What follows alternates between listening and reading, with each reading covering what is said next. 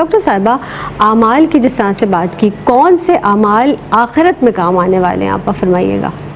شکریہ زینب۔ دیکھیں، ایک لفظ ہے کامیابی جو ہم دنیا میں بھی استعمال کرتے ہیں، ہر ایک کے لیے اس کا معنی جدا ہے۔ صحیح۔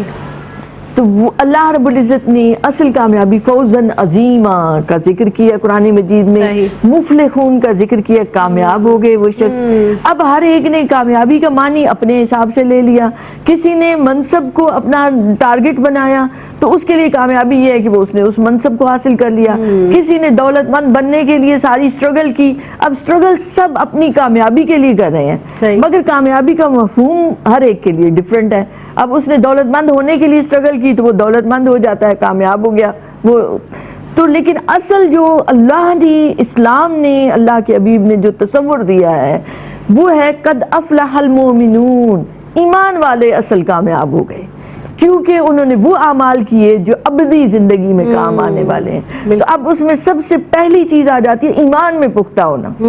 قالوا ربنا اللہ ثم استقم، کہہ دو کہ میرا رب اللہ ہے، اور پھر اس پر ڈٹ جاؤ، قائم ہو جاؤ، پھر تمہارے اعمال میں، تمہارے کردار میں، تمہارے ہر عمل میں وہ بات نظر آئے گی۔ تو کامیابی یا آخرت کے لیے جو تیاری کی سب سے پہلی بنیادی ضرورت ہے وہ عقائد میں مضبوط ہونا، ایمان میں پختہ ہونا، یقین نے کامل رکھنا، اللہ پر، اللہ کے حبیب پر، قرآن و احادیث پر، اور سمجھ جانا کہ یہ برحق ہے، یہی حقیقت ہے۔ جو بات آ گئی ہے، جس چیز کا حکم ہو گیا ہے اسے بجا لانا ہے، اور جس چیز سے روکا گیا ہے اس سے رکنا ہے۔ یہ اطاعت الہی، اطاعت رسول صلی اللہ علیہ وسلم۔ اب اپنی عقل کو نہیں لانا بیچ میں، سر تسلیم خم ہے جو مزاج یار میں، جب حکم آ گیا ہے تو بجا لانا ہے، پھر شک میں نہیں پڑنا، پھر اپنی عقل کے گھوڑے نہیں دوڑانا۔ جب یہ مان لیا کہ وہ مالک ہے، میں تو اس کی مملوک ہوں، وہ خالق ہے، میں تو مخلوق ہوں، تو وہ رکھتا ہے، تصرف رکھتا ہے، اور وہ تصرف کرے،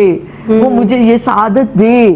تو یہ سعادت مندی کی بات ہوتی ہے کہ بندہ اطاعت میں رہے، جیسا آپ صلی اللہ علیہ وآلہ وسلم نے فرما دیا۔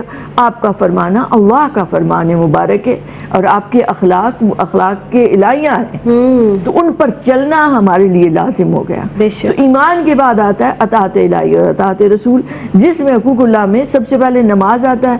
سورہ مومنون میں اللہ نے وہ نشانیاں بتائیں کامیاب والوں کے لیے کہ جو انہوں نے آخرت میں جو کامیاب ہو گئے، ان میں ایمان کے بعد ذکر آتا ہے کہ نمازوں کی حفاظت کرتے ہیں، نمازوں میں خشوع سے کام لیتے ہیں۔ اور اس کا علماء یہ کہتے ہیں کہ نمازوں کی حفاظت اور نمازوں میں خشوع کا قائم ہونا کیا ہے کہ آپ جب اللہ کی بارگاہ میں حاضر ہوں تو حضوری کی کیفیت ہو، اعضاء آپ کا وجود آپ کا پرسکون حالت میں ہو۔ اب آپ کا دھیان اگر دنیا کی طرف ہی لگا ہوا ہے تو آپ پرسکون نہیں ہو سکتے۔ ابھی میں نے یہ کرنا ہے، ابھی میں نے کپڑے دھونے ہیں، ابھی میں نے برتن دھونے ہیں، فلاں کام کا کیا ہوا، دروازہ بچا ہے، کون آیا ہے، کون گیا ہے، سارا دھیان جب دنیا کی طرف ہو، اس کا مطلب ہے کہ نماز کی حفاظت نہیں ہو رہی۔ ایک شخص نماز پڑھتا ہے، حضرت عمر رضی اللہ عنہ دیکھ رہے ہیں، وہ جلدی جلدی رکوع کرتا ہے، جلدی جلدی سجدے کرتا ہے، تو جب اس نے سلام پھیرا تو حضرت عمر رضی اللہ عنہ نے فرمایا تو نے اللہ کے حق میں تطفیف کر دی، یعنی حق میں کمی کر دی، جو تمہیں حق ادا کرنا چاہیے تھا وہ تم نے حق ادا نہیں کیا۔ تو نماز کی نگہبانی بھی یہ ہے کہ وقت پر ادا کی جائے، ہمیشہ ادا کی جائے۔ پھر نماز گناہوں سے بچاتی ہے، تو ادنا سے ادنا غلطی سے بھی بچنے کی کوشش کی جائے، فحاشی اور عریانیت سے بچاتی ہے، بے حیائی سے بچاتی ہے، تو اس کی نگہبانی کرو، ان چیزوں کے قریب مت جاؤ، تاکہ نماز ایک نماز سے اگلی نماز تک پھر دھلے دھلائے ہو جاؤ، پھر پاک صاف ہو جاؤ۔ پھر اس کے بعد جن چیزوں کی بہت زیادہ اہمیت دی گئی ہے وہ ہے ہماری اخلاقیات اور ہماری معاشرتی زندگی۔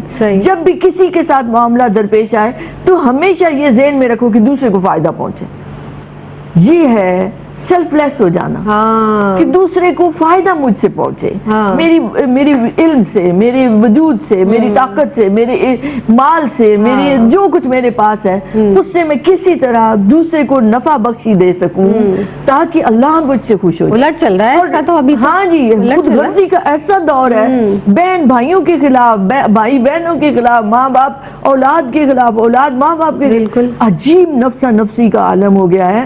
تو ہونا کیا چاہیے اس کے برعکس، کہ جب بھی دنیا کی بات آئے تو آپ مخلوق کو نہ دیکھو، اس خالق کو دیکھو اور اس کی رضا کے لیے دوسروں کو فائدہ کرتے چلے جاؤ۔ صحیح۔ حضور نے بھی فرما دیا خیر الناس من ینفع بے الناس، شک، اللہ بہترین شخص وہ ہے کہ جس سے لوگوں کو نفع پہنچے، اس میں صلہ رحمی، رشتہ داروں سے بہترین سلوک، مہمان نوازی، کوئی مہمان آ جائے تو ماتھے پہ بل نہ آئے، سوچ میں فکر نہ آئے، پریشانی نہ آئے کہ یہ کیا ہو گیا، مجھے روٹی بنانی پڑے گی تو مجھے اللہ کچن میں جانا پڑے گا، تو ان چیزوں سے بچنا ہے۔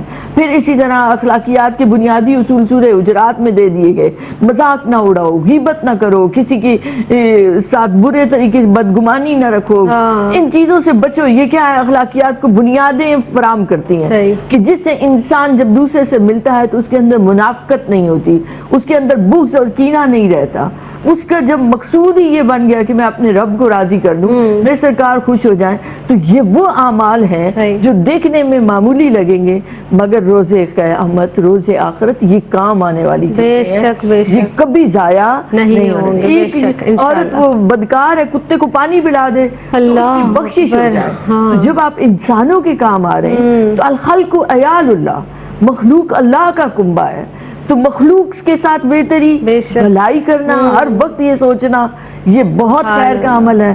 اور حقوق اللہ ہمیں سبحان نمازوں کی اللہ۔ حفاظت، زکوٰۃ کی، روزوں کی، بے اور شک کتنا کریم وہ پروردگار عالم ہے، کتنا حسین ہمارا دین ہے، دین اسلام ہے، سب کچھ تو بتا دیا، کھول کھول کر آیات بیان فرما دی ہیں، بس ہم عمل ہی نہیں کرتے۔